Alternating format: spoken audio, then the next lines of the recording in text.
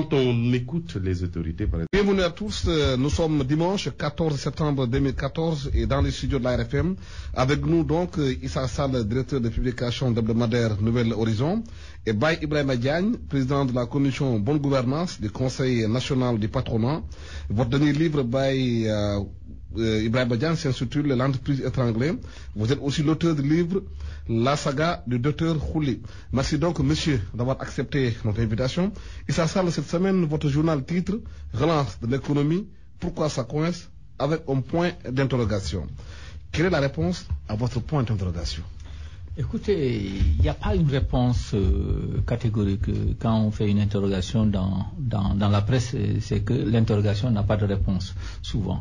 Et l'interrogation est utile quand même, parce que, vous savez, il y a des changements énormes qui ont eu lieu ici dans ce pays depuis 2012, avec l'arrivée du président Macky Sall, qui avait un programme économique. Et il l'a développé, et puis il y a eu un léger changement de cap avec le PSE, qui est devenu le livre de chevet vraiment du gouvernement. Les Sénégalais, depuis 2012, quand même, sentent une certaine, peut-être il y a sans doute, on va peut-être en parler plus tard, beaucoup de choses qui ont été faites dans le sens de l'amélioration des revenus des Sénégalais. Mais sur les grands projets où on attendait le président Macky Sall, et d'autant plus qu'on les a développés, on en a parlé beaucoup, il y a des projets prioritaires, tout le monde s'attend à ce que ces projets voient le jour, d'autant plus que quand même on vient de boucler 2 ans et demi du mandat présidentiel, c'est-à-dire que la moitié, si on reste sur le tempo le mandat qu'il a défini lui-même. Donc, à 2 ans et demi du premier mandat, les Sénégalais sont en attente quand même d'un grand projet qui permettrait peut-être aux Sénégalais de voir des éclaircies, une embellie prochaine sur le plan économique. Et ça tarde à venir. Sans doute, ce n'est peut-être pas une mauvaise volonté, mais les faits sont là. Depuis que le PSE a été développé, c'est vrai qu'en 6 mois, on ne peut pas développer un projet. Les Sénégalais sont en attente. Et qu'il est bon, dans ces conditions, de se poser des questions pour savoir qu'est-ce qui a fait que, jusqu'à maintenant, rien ne bouge comme les Sénégalais s'y attendaient. Oui, Baye Ibrahima, vous êtes, vous, dans l'entreprise. À votre avis, pourquoi ça coince? Et si ça coince? Oui, tout à fait. Merci, Alassane. Je pense que ça, bon, comme l'a dit M. Sall, il y a des difficultés de délivrer en fait certains projets, mais qui sont liés certainement peut-être à certaines lourdes de procédures, parce que le PSE quand même, dans le fond, à mon avis, c'est un très bon projet en termes de management du développement de ce pays, en termes infrastructurels. Ça, c'est validé. Maintenant, pourquoi ça coince? À mon avis, c'est peut-être au niveau des capacités internes des différents ministères, comment c'est géré, comment le circuit est fait. Et bon, quand on écoute les autorités, par exemple le ministre des Finances dit qu'il y a 100 000, 300 milliards, je pense que ce n'est pas un problème d'argent, franchement. Je ne pense pas. Et c'est les autorités qui nous le disent, disons quand même la primeur de certaines informations. Mais de façon générale, au-delà du PSE, l'économie c'est de la psychologie aussi. Et je pense que les ondes négatives qu'on perçoit dans ce pays, c'est lié simplement aux difficultés de mettre en place un management, un leadership affirmé, fort. Ça ne veut pas dire autoritaire, mais fort, une vision, comme on dit, on ne demande pas de faire, c'est simplement le leader qui montre la voie. Et c'est peut-être cette dispersion dans la perception de la vision qui perturbe un peu les Sénégalais. Et la perception quand même si c'est pas la réalité, la perception fait la réalité. Et donc il est important peut-être que le gouvernement travaille un peu plus sur la perception que les Sénégalais ont de l'action publique. Pour l'instant, il y a une certaine myopie stratégique qui fait que les gens, naturellement, se posent des questions, parce que rien n'a encore démarré, il y a beaucoup de changements dans ce qu'on veut faire, Mais bon, le projet reste bon. Si c'est fait, c'est bon. Issa Sall, est-ce que justement ce qu'a dit Ibrahima Diagne, c'est dû à une perception, à une psychologie aujourd'hui qui les Sénégalais peut-être ne voient pas la télévision, de l'argent, des centaines de millions distribués de gauche à droite, qu'ils ont l'impression qu'il n'y a plus d'argent? Mais écoutez, ceux qui travaillent perçoivent toujours le même salaire. Et peut-être même depuis 2012, je pense qu'ils gagnent. Qui sont devant la télévision, les soirs, vous voyez les gens sortir du palais avec des sacs d'argent. Oui, on ne voit plus ça. Est-ce que ça peut avoir un effet sur les populations? Oui, puisqu'on ne voit plus d'argent, des sacs d'argent à la télé, comme les lutteurs viennent prendre de l'argent, certains musiciens viennent prendre de l'argent, les politiciens trans viennent prendre de l'argent, puisqu'on ne voit plus ça à la télévision tous les soirs. Donc, mais le pays de cocaïne, c'est pas bien. Il faut quand même qu'on revienne à des normes. Est-ce que ça peut jouer ça? Oui, peut-être bien. Moi, je ne suis pas dans ce cadre-là. Parce qu'il faut analyser avec des faits. Absolument.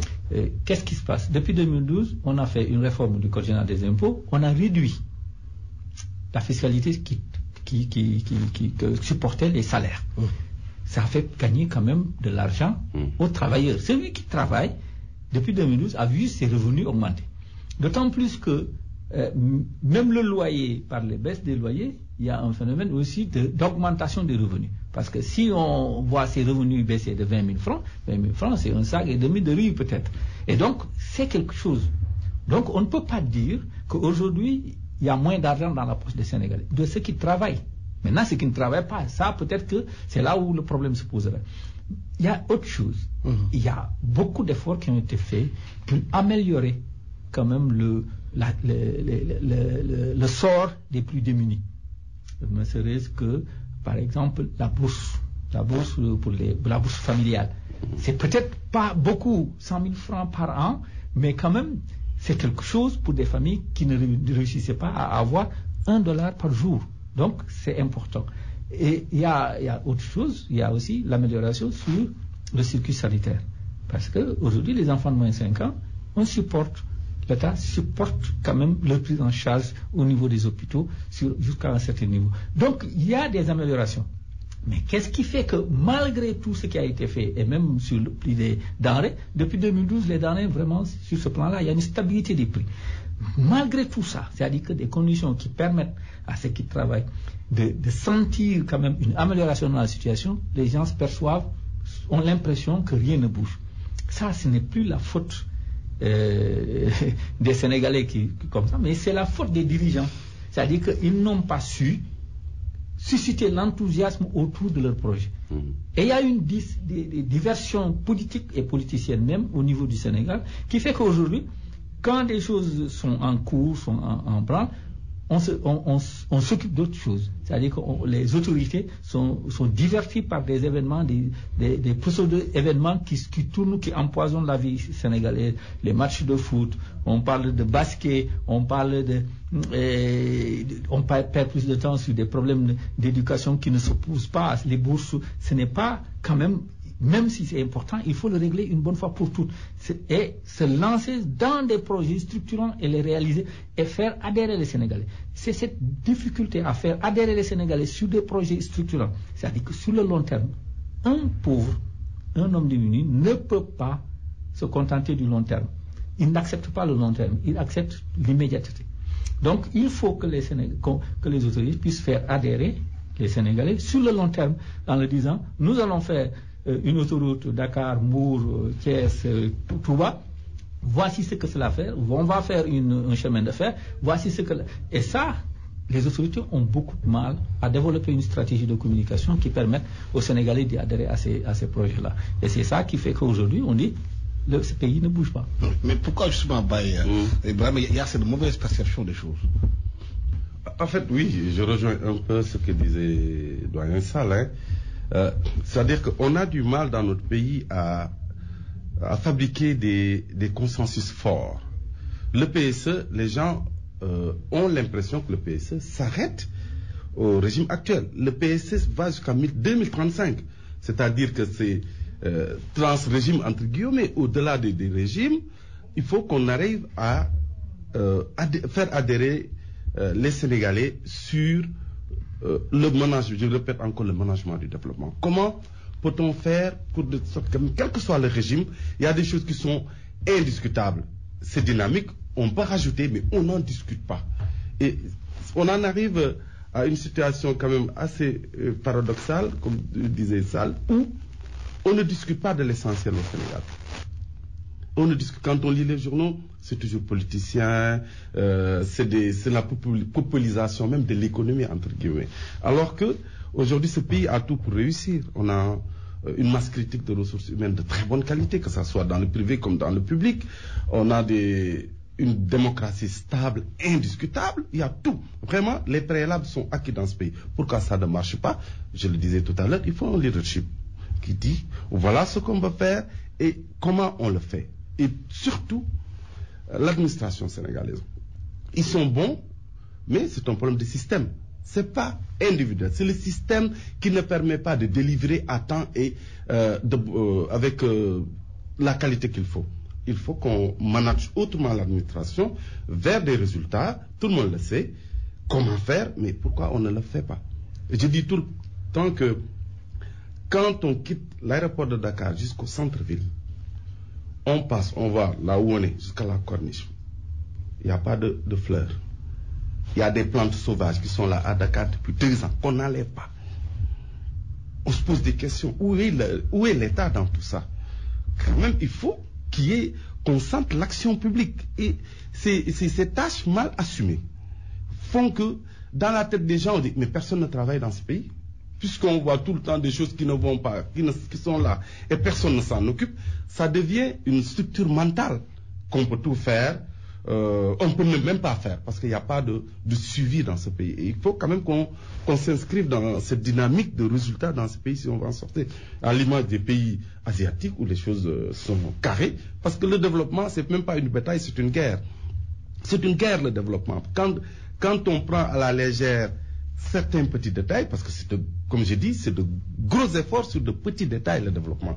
Et ces détails que le Sénégalais néglige, alors que dans d'autres pays, on sublime le détail, parce que le détail qui peut 1 centimètre d'un bâtiment de R+, qui va faire effondrer ce bâtiment. Donc, il faut qu'on soit plus rigoureux sur certaines choses, c'est tout. Comme il a dit, les Anglais disent le diable est dans le détail. Oui, au Sénégal, on ne s'occupe pas de détails. Justement, est-ce que c'est pas le moment de réformer l'administration sénégalaise, de la mettre aux normes, aux standards internationaux, dans le cadre de délivrer, de travailler vite et bien fait, et de rendre compte de ce qu'on fait? Mais je crois qu'il faut lire le rapport de l'IGE. Je crois que le rapport de l'IGE est très clair. D'abord, il faut choisir les gens. Il y a des normes pour choisir d'abord les compétences. Est-ce qu'on les respecte aujourd'hui? L'IGE dit non. Mais je suis sûr que si on faisait un rapport sur ce qui s'est passé dans les années 2000, 2010, 2012, on verrait beaucoup de hauts fonctionnaires qui sont partis parce qu'on a injecté dans la fonction publique ou dans l'administration beaucoup de compétences, entre guillemets, qui sont venus avec des diplômes dont on ne sait où. Et ça, c'est important. Par exemple, c'est dans l'IGE. Peut-on nommer un secrétaire général dans un ministère qui ne remplit pas les conditions pour être secrétaire général? Ou même le choisir comme ça, ex nihilo, qui sortirait de n'importe quelle école pour devenir secrétaire. Le secrétaire général d'un ministère doit obéir à certains critères. Donc, et c'est comme ça que ça doit fonctionner. Mais si on joue avec pour dire, bon, c'est pas grave, comme c'est au Sénégal, le masla, on peut le faire, on peut accepter, on finit par déstructurer l'ensemble. Et, comme on dit, le détail est le diable est dans le détail. C'est à force de déstructurer l'administration en injectant un personnel mal formé que finalement, ceux qui sont les mieux formés préfèrent sortir parce qu'ils se rendent compte qu'on ne peut pas être un haut fonctionnaire. Il faut être un politique pour bénéficier peut-être de ce coup de pouce pour avoir une belle carrière. Et dans ces conditions, tout le monde se pacte. Et aujourd'hui, vous trouverez, il y a des ministères qui ont perdu quasiment l'essentiel de leurs meilleurs cadres, qui sont allés ailleurs parce qu'ils ont senti que leur travail était inutile et qu'on ne les écoutait pas et que mieux, on a promis des gens qui n'avaient aucune compétence et qui ont été devant eux. Et aujourd'hui, je crois qu'il est nécessaire que les organes de contrôle de l'État, qu'on valorise le travail, que ce soit la Cour des comptes, que ce soit l'IGE, et le contrôle financier, et tous ces organes qu'on a mis en place qui permettent non pas de sanctionner les fonctionnaires, mais d'améliorer le fonctionnement de l'administration, que ces organes-là puissent être valorisés et que ces organes travaillent pour changer le pays. Parce que si on ne change pas l'administration, on ne changera pas le pays. Donc, parce qu'aujourd'hui, le PSE, ce n'est rien d'autre. Il y a des ministères qui ont des projets qui sont incapables de pouvoir aujourd'hui proposer un mécanisme de réalisation de ce projet dans des délais courts qui permettent de mobiliser, de transformer cet argent mobilisé au niveau du ministère des Finances en action réelle sur le terrain. Voilà. Mais est-ce que ce n'est pas aussi le fait qu'il y ait une coalition qui gère le pouvoir aujourd'hui, gouverner ensemble n'ajoute pas au flou dans la gestion justement de ces questions économiques, ou peut-être des partis politiques sont ensemble, mais qui n'ont pas les mêmes objectifs et la même vision de développement? En fait, il n'y a pas, comme disent les Ivoiriens, le pouvoir, c'est pas un canapé, c'est un fauteuil. Hein. Donc, c'est une personne qui s'assied sur le fauteuil. Et je reviens toujours à mes propos initiaux de leadership. Le Sénégal a un problème de leadership, comme les pays sous-développés. Et même si, bon, il y a une coalition, mais on n'a pas élu une coalition, je suis désolé, on a élu une personne. Et c'est ça la démocratie. Et il appartient au pouvoir maintenant de tracer la voie, ce qu'on veut faire. Les autres sont des partenaires, mais ce n'est pas eux qui sont vraiment déterminants dans la définition de la politique de la nation. Et je pense que, je n'ai pas de conseil à donner parce que je ne fais pas de la politique, hein, je suis du secteur privé, on gagnerait dans ce pays à ce qu'on améliore beaucoup plus le dialogue public-privé. Les politiques, qu'on leur laisse faire leur débat. Mais le dialogue public-privé permet en fait d'aller plus rapidement. Ça se fait, on a des lieux de rencontre, le gouvernement nous convie vraiment dans beaucoup de choses. Entre nous écouter et nous intégrer dans la décision, c'est autre chose. Aujourd'hui, on se rend compte quand même que au niveau du patriotisme national dont on parle plein de choses, il reste quand même que, comme ils nous disent souvent, le public sénégalais, le privé sénégalais est faible. Oui, le public sénégalais est faible, c'est normal, le privé sénégalais est faible parce que l'économie sénégalaise est faible. Donc, le gouvernement, sur certains projets, doit avoir en fait un réflexe d'intégrer souvent le public, l'entreprise nationale, parce que quand on se rend compte, je suis dans une structure qui gère dans le board, qui gère des projets infrastructures très importants dans ce pays, et dans le nord et dans le sud, notamment le MCA, où c'est un projet majeur. Le nord est transformé, les gens n'y vont pas. C'est transformé. Les cubes de Ngalenka, c'est extraordinaire. La cuvette de Ngalenka? Oui, mais c'est génial. Le sud aussi. Avec les Américains, c'était non, l'entreprise nationale, nous, c'est pas notre problème. C'est une ouverture internationale, tout le monde peut compétir. 270 milliards. Mais aujourd'hui, les entreprises les plus performantes sont les entreprises sénégalaises qui réalisent exactement, qui vont respecter les délais. Là où il y a quelques difficultés, c'est les entreprises étrangères. D'où l'importance aussi d'être conscient qu'il y a des capacités réelles dans ce pays. Et ça, on a l'impression que, bon, c'est sénégalais. Chaque fois, on se tire dessus. C'est dans le privé, c'est dans le public, tout est opposition. Alors que, bon, il y a des capacités quand même où on n'a pas besoin de l'étranger pour le réaliser. Et ça, est-ce que justement ce manque de consensus autour de l'essentiel pour le Sénégal, qu'on soit de l'opposition et des pouvoirs, n'est pas un frein aux projets qui sont mis en place dans ce pays, où il n'y a pas de dialogue, il n'y a pas de discussion, c'est de façon manichéenne, opposition, pouvoir. Mais écoute, Alassane, tu as parfaitement raison. Si on regarde bien l'histoire du Sénégal, parce que nous avons une histoire quand même politique, les grandes avancées, par exemple démocratiques, sont le fait de consensus. Comme le code électoral de 2012. Non, de 92. On a changé la constitution, on a changé beaucoup. C'était un consensus. Même Abdoulaye Wade, quand il est arrivé, il a fait un débat autour de sa constitution. Après, il y a eu peut-être des problèmes. Mais quoi qu'il en soit, il avait cette volonté de faire partager à tous sa vision et à demander à chacun de proposer quelque chose. Aujourd'hui, est-ce qu'on a un consensus, ne serait-ce que sur le PSE? Si on doit mettre en œuvre quelque chose qui va durer 30 ans, 20 ans, il faudrait que sur certains grands axes, que tout le monde puisse dire, écoutez, ce chemin de fer, si je quitte, celui qui va me remplacer va le faire. Abdoulaye Wade disait quand il partait en 2011-2012 que moi, mes soucis, c'est qu'on continue mes projets. Aujourd'hui, on continue l'autoroute. Mais il faut que demain, que non pas uniquement sur des projets structurants, mais même sur les méthodes. C'est-à-dire que la transparence. Parce qu'on a 2035, c'est le triptyque, l'état de droit, c'est la solidarité et l'émergence. C'est les trois.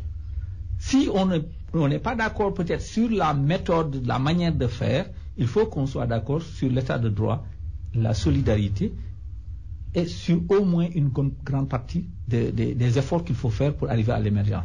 Est-ce que le président Macky Sall aujourd'hui mène ce dialogue pour faire partager ses visions aujourd'hui avec une partie de l'opposition ou avec l'opposition? Parce qu'il faut le déplorer aussi. Le président n'a pas encore reçu, je crois, l'opposition pour leur dire, écoutez, je suis dans tel cadre, je manage, j'ai des projets, ces projets vont bouleverser le pays, sans vous demander votre adhésion à mon projet, mais je voudrais au moins que vous soyez informés de cette méthode-là.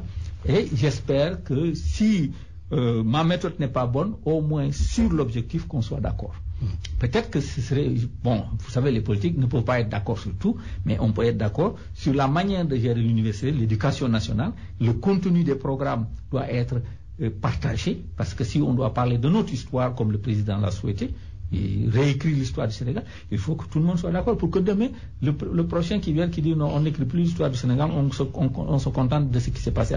Donc il y a un minimum de consensus qui est utile dans un pays pour faire avancer les choses. Et c'est ça où le dialogue politique n'est pas inutile. Et qu'on dépasse uniquement vraiment le prochain mandat, les trucs comme ça. Tout ça, c'est des futilités sur lesquelles on s'appesantit trop. Et ce n'est pas ça qui va nous faire avancer. Est-ce qu'il peut y avoir un consensus dans la nécessité de la réduction des comptes, comme aujourd'hui on est en train de le faire avec la traite des biens mal acquis, et cette opposition aujourd'hui symbolisée par ceux qui étaient là hier, qui estiment qu'eux, ils ne peuvent pas dialoguer au moment où on est en train de le traquer, entre guillemets, et ce consensus pourrait être autour de l'essentiel. Est-ce qu'il n'y a pas un problème? En fait, je pense que au niveau du consensus, bon, le doyen en parlait tout à l'heure, le consensus, surtout au niveau économique, consensus politique, on a une tradition là-dessus. Mais ce qu'on veut faire, c'est ça le problème. Ce qu'on veut faire, réunir les Sénégalais autour d'un projet commun qui va au-delà de l'échéance électorale. C'est ça le problème. La projection sur le long terme. Parce que dans certains pays, les projets comme le PSE ont été votés comme une loi à l'Assemblée nationale. Bien sûr. Au Sénégal, pas encore. Mais bien sûr. Et puis bon, le PSE est devenu, pour l'instant, à ce stade, c'est un instrument technique. Il faut que le PSE, à travers le PSE, qu'on définisse ce qu'on veut faire du Sénégalais. C'est les Sénégalais qui font le Sénégal. La structure mentale, le logiciel mental sénégalais. Il faut que les gens s'approprient le projet, qu'ils l'intègrent. C'est un débat Dakaro-Dakarois, entre intellectuels. Il faut qu'on puisse déployer le concept de façon globale et que les Sénégalais s'approprient le concept. C'est ça le développement. Et pour l'instant, j'ai l'impression que ce côté a été un peu éludé dans le système, de parler du Sénégalais, de travailler sur le mental sénégalais. Et c'est ça le problème que nous avons essentiellement. Avec le modèle comportemental que nous avons, il est difficile de faire du développement. Mais ça, il est possible de le faire aujourd'hui par rapport à la traite des biens mal acquis. Ceux qui sont là aujourd'hui estiment que les Sénégalais l'ont donné un mandat pour la réduction des comptes. C'était une demande sociale, disent-ils. Ceux qui sont dans l'opposition aujourd'hui estiment que ça, c'est une façon de les traquer, de les poursuivre. Donc il n'y a pas de dialogue, il n'y a pas de discussion. L'opposition est symbolisée aujourd'hui de façon fondamentale par le PDS. Mais la réduction des comptes n'a même pas à être dans un programme politique. C'est quelque chose qui doit se faire après chaque passation de service. On doit rendre compte. Et ça, c'est pourquoi il est nécessaire que sur certains aspects pour que la continuité de l'État, la continuité des institutions, la consolidation des institutions ne soit pas remise en cause, il faudrait que l'on soit d'accord. Quand un régime part, il doit rendre des comptes. Rendre des comptes ne veut pas dire passer devant la case prison. Ça, c'est tout à fait normal qu'on le dise. Maintenant, écoutez, si de quoi que rendre des comptes, ça n'a pas commencé avec Macky Sall. Je crois que même sous Diouf, il y a beaucoup de gens qui sont en prison, mais c'est sous Wade. C'est le président Wade qui déjà avait commencé à traquer certains directeurs d'entreprises publiques et tout comme ça. Donc je pense que la réduction des comptes doit être une méthode permanente. Est-ce qu'aujourd'hui c'est un fait politique? Mais forcément, parce que ce sont des hommes politiques qui sont les plus ciblés. Il faudrait que les hommes politiques aussi acceptent de rendre des comptes, parce que moi je suis sidéré quand je vois les gens se battre pour prendre l'argent public et manager l'argent public. Manager l'argent public, ça demande des contraintes. Ce n'est pas leur propre argent, parce que c'est plus dangereux de manager l'argent public. Parce que l'argent public obéit à des règles de décaissement, de consommation. Et ces règles-là, il faut les respecter. Et si on pense que l'argent public, c'est bon pour à mettre dans sa poche, mais forcément, on aura des déboires à la sortie. Je pense qu'aujourd'hui, avec ce qui se passe, c'est déjà une alerte utile. Et il faudrait qu'on dépasse rapidement cet épisode-là et que la réduction des comptes ne soit plus un événement, mais que ce soit une normalité, quelque chose d'ordinaire. Et dans ces conditions, on réglera le problème politique derrière.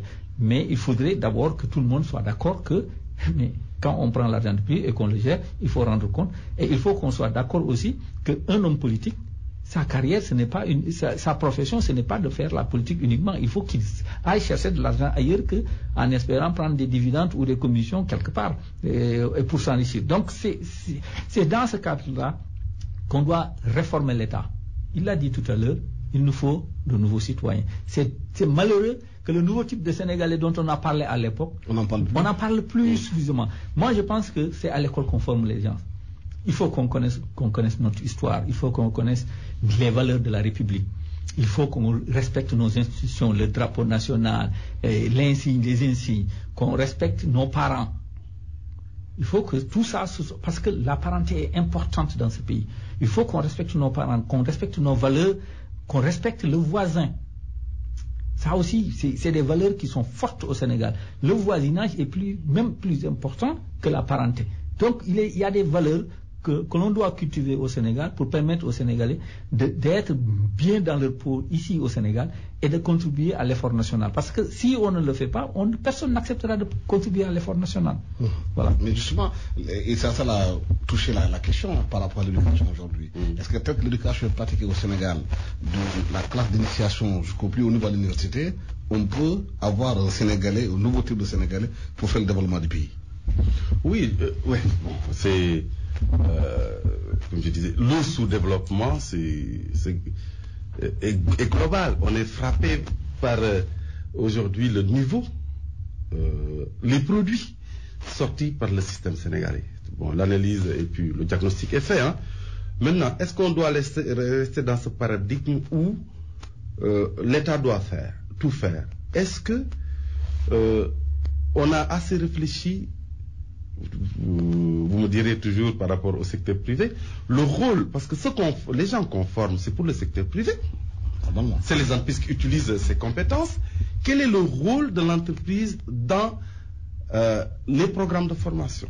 Quel est, dans une université, normalement, dans un pays sous-développé comme le nôtre, dans les conseils d'administration, il devait y avoir systématiquement un membre du secteur privé.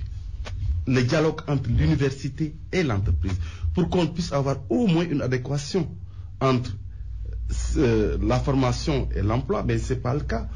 On sort, c'est une machine, comme les gens disent, plus de 20% de l'université de Dakar sont en lettres et autres. Mais pour faire quoi?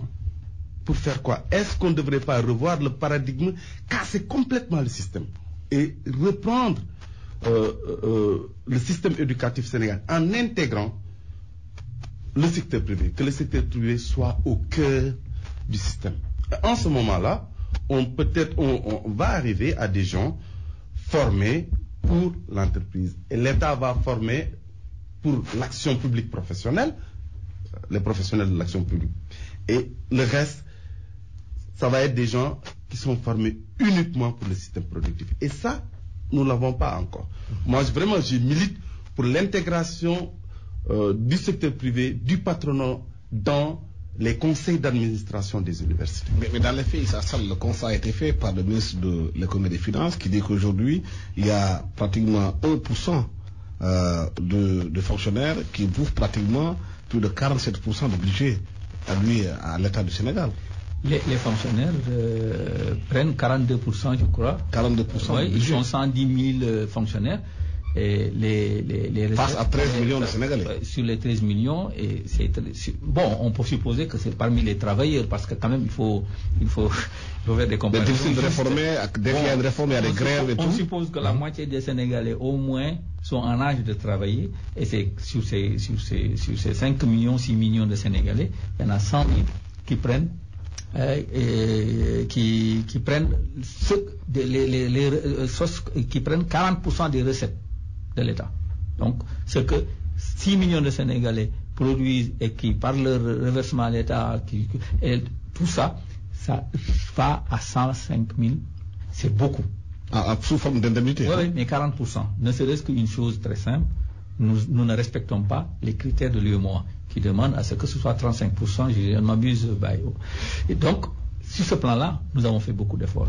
Mais il ne faut pas, je crois, calculer comme ça. Moi, je pense que l'État, en donnant des revenus quand même à des Sénégalais, contribue à faire fonctionner aussi la machine. L'argent revient. Il ne faut pas croire qu'on le leur donne, ils vont faire l'annonce et c'est terminé, ça ne produit pas. Ils produisent. C'est des producteurs. Les fonctionnaires aussi produisent. C'est des consommateurs. Ils payent des écoles pour leurs enfants. Ils achètent de l'essence pour leurs voitures. Ils vont chez le couturier pour avoir des robes, je ne sais pas. Mais donc, ça participe à l'effort, à la production nationale. Donc, il ne faut pas... le ministre a raison, mais c'est pour sensibiliser les Sénégalais, pour leur dire, écoutez, les hauts fonctionnaires, les fonctionnaires de la hiérarchie A jusqu'à la hiérarchie D ne peuvent pas continuer à bénéficier d'indemnités, à demander des augmentations de salaire, alors que il y a 30 ou 40, il y a 26% à Dakar de pauvres, par exemple. Si on prend 25%, c'est à peu près 250 000 Sénégalais qui sont là, qui ne peuvent pas avoir $1 par jour. Donc, il faut que, sur ce plan-là, cette solidarité qui est dans le plan PS commence dès maintenant, que ceux qui travaillent comprennent qu'on ne peut pas indéfiniment augmenter les salaires alors que la production nationale n'augmente pas. Il faut que, dans ces conditions, que l'État, les efforts qu'il fait pour que, au niveau des campagnes, que l'agriculture avance et tout ça, ne soit pas plombé par une demande sociale des hauts fonctionnaires, de telle sorte que l'État n'a plus les moyens de financer d'autres secteurs. C'est ça, je crois, ce que j'ai compris dans ce que le ministre a dit. C'est comme l'université. Aujourd'hui, chaque étudiant coûte $3,000, je crois, ou $3,500 au Sénégal. C'est plus que dans tous les pays de... Ça fait 1,6 million voilà, francs CFA par an. Au Sénégal. C'est plus que dans tous les pays de l'Afrique de l'Ouest. Et pourtant, dans l'Afrique de l'Ouest, vous n'entendez pratiquement plus de grève. Et au Sénégal, les étudiants considèrent aujourd'hui que la bourse, c'est un salaire. Alors que c'est une indemnité, c'est une aide qui permet à l'étudiant, et ça doit même être valorisé autrement, parce que ça doit être aussi le soutien aux familles les plus démunies. La bourse, c'est destiné aux ceux qui sont les plus démunis. Alors qu'aujourd'hui, on voit des élèves, des étudiants qui sont dans de grandes écoles privées, où leurs parents payent 100 000 francs la bourse, et qui ont des bourses, qui payent 100 000 francs la mensualité, alors qu'ils ont des bourses à l'université. Il faut qu'on règle ce problème. Il faut qu'il y ait de la transparence. On peut aller à l'université, ne pas avoir de bourse et réussir. Mais il faudrait aussi que ceux qui n'ont pas les moyens puissent bénéficier de ces bourses pour égaliser un peu les chances. Parce que la bourse aussi sert à ça. Mais aujourd'hui, la bourse ne sert plus à égaliser les chances. Ça sert plutôt à permettre à des gens de vivre. Alors que moi, quand j'étais à l'université, c'était pour égaliser les chances. Et deuxièmement, quelquefois, même ça aidait les parents. Quelquefois, vous aviez des étudiants, ils avaient une bourse de 25 000 francs, ils donnaient les 15 000 francs à leurs parents. C'était aussi une forme d'égalisation des chances. Il faut que l'État, je crois, s'attaque à un problème d'une manière frontale. Elle accepte qu'il y ait de la casse. On ne peut pas faire des omelettes sans casser des œufs.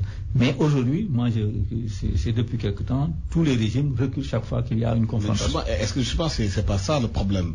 Quand les réformes sont engagées, à chaque fois qu'il y a eu des problèmes, ceux qui sont là, qui gèrent le pouvoir, au fond, reculent devant ces difficultés et les transferts. Elles ne sont pas réglées et c'est des problèmes qui se reposeront encore des années à venir. Oui, vous savez, bizarrement, on a hérité beaucoup des Français. Regardez, en France, pour passer une réforme, c'est très compliqué. Au Sénégal aussi, les réformes ont les mêmes difficultés. Parce que nous sommes assis sur un système qui date des années 60, alors que le monde a évolué. On ne peut plus avoir ces références des années 60 pour gouverner l'actuel. Et il faut, je pense, beaucoup de courage. C'est ça qui nous manque.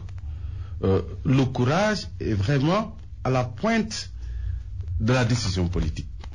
Quelles que soient les bonnes idées que nous puissions avoir, si on gère les intérêts particuliers, parce qu'il y a beaucoup de, comme dans tous les pays, il y a des intérêts corporatistes, des lobbies, on ne peut pas gérer des réformes comme ça. Il y aura toujours une opposition. Mais lorsqu'une réforme est bien expliquée et appliqué avec beaucoup de courage, parce que l'enseignement, comme disait Sall tout à l'heure, mais ce qui se passe au Sénégal, c'est ahurissant. On ne peut pas dépenser autant d'argent pour un système qui produit entre guillemets, des diplômés qui ne sont même pas employables, alors qu'il y a d'autres domaines, que ce soit la santé, l'agriculture, etc., où pratiquement les allocations en termes de ressources sont très limitées. Il faut qu'on quand même accepte de faire face à ce système, même si il y a des risques de grève, etc. Mais il faut aborder ce problème avec beaucoup de sérieux. Et ça, peut-on faire des réformes dans un pays où les relations justement entre les hommes politiques et les religieux sont tantôt conflictuelles, tantôt des relations de séduction ou tantôt des relations d'allégeance? Écoutez, moi je pense que ce sont les hommes politiques qui ont des problèmes avec les religieux parce que tout simplement c'est eux qui ne comprennent pas le système. Moi je considère que nos chefs religieux sont très républicains. Pourquoi je le dis? On n'en a jamais entendu un remettre en cause la République. Alors que les hommes politiques ils remettent carrément tous les jours notre système politique. Et qu'on aille à Touba ou à Tiaoun partout, ils sont respectueux des institutions. Quand un chef d'État vient, il le traite avec respect. Maintenant, il y a sans doute beaucoup de bruit autour des chefs religieux parce que c'est des cours ouvertes, il n'y a pas de règles, il n'y a pas de sanctions. Tu peux être banni aujourd'hui, le lendemain un autre calife arrive, tu reviens à ta place. Donc, moi, ce que je dirais, c'est que nous sommes dans un pays quand même qui a des traditions, qui a une culture, qui a une civilisation. Quand même, la chefferie traditionnelle et la chefferie religieuse datent de plusieurs décennies ou plusieurs siècles. Et après la disparition de notre aristocratie ancienne là, ce sont les chefs religieux qui ont permis au Sénégal de construire ce qui fait l'essence de notre pays. C'est-à-dire que cette solidarité, cette paix sociale, ce sont nos chefs religieux qui ont construit le consensus au Sénégal. Chaque fois, on va bientôt célébrer le décès, encore commémorer le décès d'Abdelaziz Dabakh. Mais ce chef religieux a contribué à apaiser beaucoup de choses, beaucoup de catastrophes au Sénégal. Et tous les chefs religieux, que ce soit à Touba, chaque fois qu'il y a un événement ou un risque ou quelque chose, on les entend pour dire aux Sénégalais, attention, prions, retournons à Dieu. Donc moi, je considère que les hommes politiques, ils devraient laisser aux chefs religieux le soin d'être sur ce niveau uniquement et non les impliquer dans le débat politique. Et puis, il faudrait aussi que la foi reste dans le domaine privé. Si on est musulman, on l'est. On n'a pas besoin de faire de l'exposition de son islamité partout où on va. Ce n'est pas en portant un grand kaftan qu'on est musulman. Donc, et il faudrait aussi, ce n'est pas le chapelet qui fait la confrérie. Ce qui est le plus important, c'est que quand quelqu'un a sa foi, qu'il le vive de manière privée. Mais malheureusement, même je suis sûr que c'est contraire à même la vision de nos khalifes généraux, les chefs politiques leur imposent une certaine forme d'allégeance que les chefs religieux abordent. Moi, je pense qu'il ne faut pas qu'on accuse nos chefs religieux. Il faut qu'on prenne nos hommes politiques, qu'on leur dise quand même d'avoir un peu plus de respect pour eux-mêmes, en acceptant d'avoir un peu plus de dignité face à nos chefs religieux. Et surtout, quand on a quand même des millions de Sénégalais derrière soi, mais il ne faut pas aussi aller s'aplatir devant un marabout. On avait fait un fameux texte du professeur Khan, qui la République couchée. Il ne faut pas qu'on tombe encore dans ces travers aujourd'hui. Il faut qu'on dépasse ce stade-là et accepter que nos chefs religieux représentent quelque chose dans ce pays. Il faut les respecter, mais eux-mêmes, il faut qu'on leur permette de mieux soutenir la République parce qu'ils ont une influence importante pour la stabilité dans ce pays-là et que le consensus qui a fonctionné dans ce pays depuis des dizaines d'années continue à fonctionner. Ibrahim, est-ce que aussi pour les chefs religieux, c'est pas aussi de bonne guerre, envoyer les politiciens venir essayer de les manipuler, qu'eux-mêmes puissent jouer le jeu avec ces gens-là pour aussi davantage mettre en place leur influence? C'est tout à fait logique, hein. C'est quand même un groupe important dans ce pays-là. Mais moi, je pense que le rapport a été politisé par les politiques.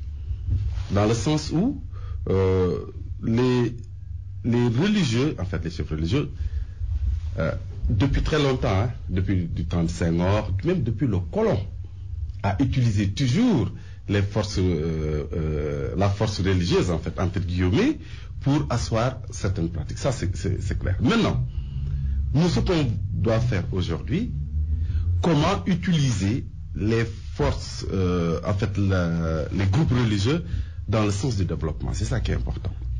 Si on prend le mouridisme, quand même, il y a une substance développante très importante. Le travail. Le travail. Comment utiliser cette valeur travail à partir de du mouridisme pour en faire un vecteur de développement. Et ça, moi, c'est ce côté-là que je vois qui est intéressant. Quand on voit la philosophie de Confucius, c'est la religion, c'est une philosophie, mais c'est religieux. Et pourtant, les Japonais, les Asiatiques partent des valeurs du consensus de Confucius sur l'importance du groupe, l'ordre, la hiérarchie, pour en faire des valeurs en termes de pratique managériale. Aujourd'hui, nous avons des exemples ici, comme le mouridisme, le tidadisme, tout ça, ils ont des valeurs.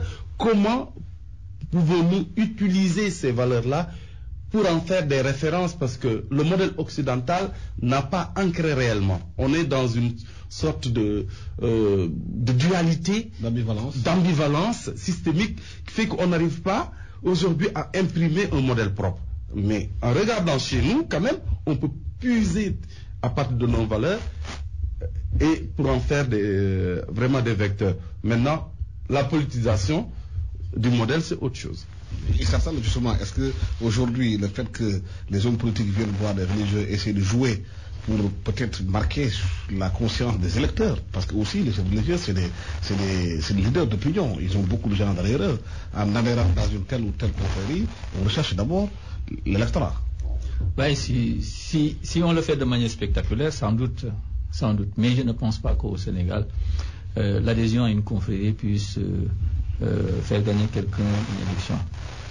Si c'était le cas, Abdoulaye Wade n'aurait pas perdu, et sans doute Diouf n'aurait pas perdu. Donc, sur ce plan-là, je crois que il y a un abus. Peut-être que c'est de la communication, hein, ils font de la communication un peu, mais je ne pense pas aujourd'hui, dans l'état actuel des choses,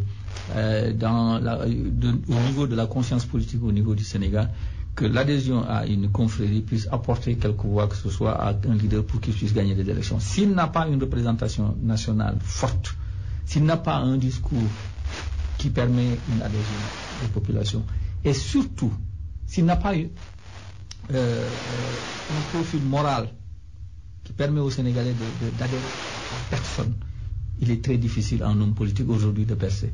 Et ce n'est pas la peine d'aller s'accroupir devant un marabout en pensant que tout s'est arrivé. Le marabout ne le demande souvent pas, mais vous savez, il y a beaucoup de petits chefs religieux qui chercheront toujours à avoir un journaliste, un directeur d'une société pour demain dire c'est mon talibé pour faire lui-même. De l'influence. Non, mais pour faire comme l'homme politique, chercher de la clientèle. C'est comme ça que ça se passe. Hein. Il y a les chefs religieux qui cherchent la clientèle à travers l'adhésion de certains hommes réputés. Moi, toi, il y a des chefs religieux qui voudraient bien nous avoir comme talibés pour me dire tel est mon talibé. Ça, c'est ce que les hommes politiques aussi font.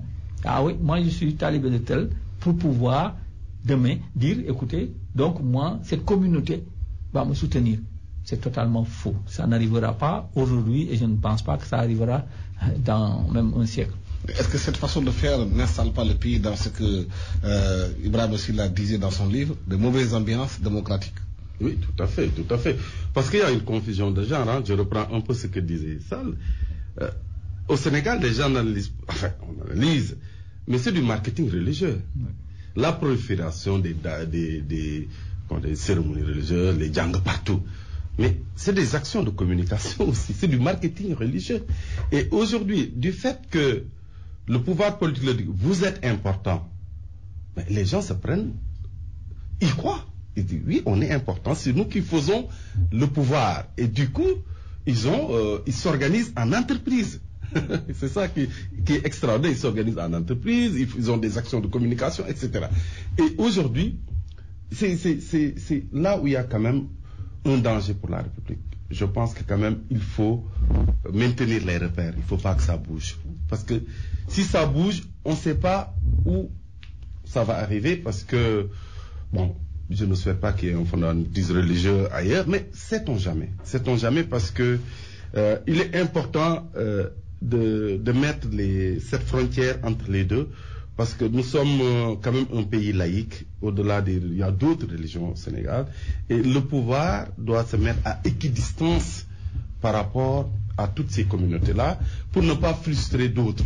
Et ça, c'est le côté vraiment qui me gêne un peu d'une certaine surreprésentation de la religion dans la pratique cognitive, pas la pratique, mais dans la quotidienneté des Sénégalais, dans l'action publique. C'est trop. La religion, c'est privé. L'État n'a pas à rentrer dans la religion, pour moi. Mais est-ce que si on arrive à cette situation-là, c'est pas ce que Émile Durkheim disait, on est dans une sorte d'anomie sociale, une sorte de maladie, de société qui est malade. Oui, mais c'est normal parce que dans les pays, de façon générale, dans les pays où il n'y a pas de développement, la référence immatérielle, la référence religieuse est plus importante parce qu'il y a une insatisfaction matérielle qui est compensée par une certaine religiosité. Et d'ailleurs, plus c'est comme... Plus les gens sont pauvres, plus ils prient. Oui, et c'est comme l'alimentation. Plus un pays se développe, moins le budget, moins le temps consacré à l'alimentation est faible. Parce qu'on a du temps pour faire autre chose. Avant, vous allez à l'intérieur du pays, les gens pensent du matin au soir, ils ne s'occupent que de l'alimentation. Alors que quand on est en ville, l'alimentation est une petite partie du temps humain. Et aujourd'hui, de la même façon, l'insatisfaction matérielle fait qu'il y a un surdimensionnement du fait religieux. Mais ça, c'est le développement qui le gère. Hein. Ça, par rapport à cette question bien précise. Mais écoutez, moi je pense que nous sommes quand même dans un pays qui est très religieux. Mais la religion ici n'est pas la religion comme on l'entend, poison du peuple, des trucs comme ça. C'est un fait culturel. C'est davantage un fait culturel. On n'est pas Mouri Tidjane et on ne pense pas qu'en étant Mouri ou Tidjane, forcément, on va compenser le manque ailleurs. Non. C'est des adhésions à une culture. C'est une adhésion à une forme de société. C'est-à-dire que j'aimerais bien avoir un guide qui me permet quand même de me renforcer personnellement pour réussir ailleurs, mais pas parce que je ne réussis pas ailleurs, je reviens. Les gens vont vers les chefs religieux pour devenir meilleurs, mais pas parce qu'ils compensent. Parce que c'est ce qui se passe dans les pays arabes. Ils compensent par la religion, ou en Europe aujourd'hui, où il y a une maladie. C'est vraiment, la religion est devenue une maladie. D'ailleurs, quand on écoute ce qui se passe en France, des trucs comme ça, ou en Allemagne, ou en Grande-Bretagne, aujourd'hui, la religion est devenue vraiment un poison surtout l'islam est devenu un poison pour ces sociétés-là. Aujourd'hui au Sénégal, la religion est fédérateur. Et puis, c'est même mieux, c'est quelque chose qui est un accélérateur de développement dans notre pays si on l'utilise utilement. Donc moi, je considère que nous n'avons pas un risque de fait religieux dangereux pour ce pays, mais ce qui est dommageable, c'est que les hommes politiques ne comprennent pas à peu près, moi je crois, notre société. Utilisent la religion pour capter des voix électorales alors qu'ils n'ont aucune chance de réussir. Mais je ne sais pas pourquoi toutes les confréries au Sénégal, que ce soit les Mourides, les Tidjanes, les Layènes, les Niassènes, tous ont une philosophie du travail dans ce qu'ils disent en termes de religion, en termes de croyance. Pourquoi justement ce facteur travail n'est pas utilisé par les hommes politiques pour pousser le pays au travail? Attention, ce sont les Sénégalais qui travaillent. C'est le régime politique qui ne travaille pas. Parce que quand vous quittez Dakar pour aller jusqu'à Kaolack, vous verrez des milliers d'hectares qui sont en friche. Qu'est-ce que l'État a fait pour amener l'eau là-bas, donner des engrais et des semences pour qu'on cultive? Mais tous les étrangers qui viennent au Sénégal, c'est ce qui les étonne. Comment on peut avoir autant de vide dans ce pays? Vous quittez Dakar pour aller à Saint-Louis, vous ne verrez rien. Donc, il est nécessaire qu'on comprenne que les Sénégalais sont des travailleurs. C'est le régime politique qui sont là, qui ont été incapables d'insuffler aux Sénégalais ou de leur donner les moyens de travailler. Et ça, c'est différent. Moi, je considère que c'est aux hommes politiques de faire le nécessaire pour que les Sénégalais puissent réussir. Comment on peut avoir autant d'hectares vides sans qu'on puisse y planter un arbre? Et ça, je crois qu'il est nécessaire. En Côte d'Ivoire, mais qu'a fait Oufir? Il a obligé tous ses fonctionnaires à aller avoir 10 hectares, 50 hectares, 100 hectares. Ils ont fait des vergers, ils ont fait des plantations. Et aujourd'hui, mais les Ivoiriens qui ont une plantation qui leur rapporte 500 millions, ils sont des milliers. Mais au Sénégal, combien de plantations ou de vergers ici rapportent des centaines de millions? C'est ça la question. Et c'est ce qu'ils l'ont fait, ils l'ont fait sur des fonds propres. Alors que l'État aurait dû mettre en place un système de financement, faire des aménagements, amener l'eau là où ça doit aller pour que les gens puissent travailler. Voilà, le temps cruisé parti est terminé. Merci à mes invités, Issa Sall, directeur de publication de l'hebdomadaire Nouvel Horizon, et Baye Ibrahima Diagne, président de la commission Bonne Gouvernance du Conseil national du patronat, et l'auteur du livre L'entreprise étranglée. L'avant-dernier livre aussi, c'est la saga du docteur Khouli. À la technique, Marie-Justine Diogo.